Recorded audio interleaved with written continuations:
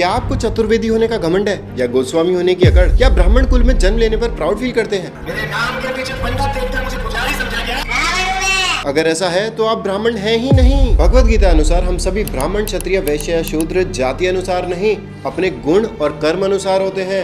कृष्ण क्या बोले हैं भगवत गीता में? चातुर्वर्ण्यम मया सृष्टम गुण कर्म विभागशः, जाति जन्म विभागशः नहीं बोले। अगर कोई व्यक्ति अपने आप को ब्राह्मण बताता है तो उसमें विनम्रता कूट कूट कर भरी होनी चाहिए। क्यों? क्योंकि ब्राह्मण की रियल वेल्थ है नॉलेज। वेद, चतुर्वेदी 4 वेदों का ज्ञाता, त्रिवेदी 3, द्विवेदी 2, गोस्वामी जिसने अपनी गो यानी इंद्रियों पर विजय प्राप्त कर लियो, गो का स्वामी, गो दास नहीं। तो एक ब्राह्मण के पास नॉलेज होती है, और नॉलेज का रियल नेचर क्या है? ह्यूमिलिटी। हम सबने बचपन में पढ़ा है, विद्या ददाति विनयम, नॉलेज गिव्स ह्यूमिलिटी। तो अगर आप शास्त्रों में, वेदों में इंटरेस्ट नहीं रखते या फिर ब्राह्मण कुल में जन्म लेने का अहंकार करते हैं तो आप ब्राह्मण नहीं हैं। इसी तरह से अगर आप जाट, राजपूत या ठाकुर बिरादरी को बिलोंग करते हैं, लेकिन आपको युद्ध में या फिर शस्त्रों में या फिर मैनेजरियल रोल्स में, एडमिन रोल्स में या फिर खेल कूद में बेसिकली कॉम्पिटिटिव स्पिरिट नहीं है या फिर इन सब चीजों में इंटरेस्ट नहीं रखते, तो आप एक क्षत्रिय नहीं कहलाएंगे। और अगर एक शूद्र कुल में जन्मा व्यक्ति शांत है, तपस्वी है, सदाचार का पालन करता है, हमेशा सत्य बोलता है, अपने चारों तरफ स्वच्छता रखता है, तो वो एक ब्राह्मण है।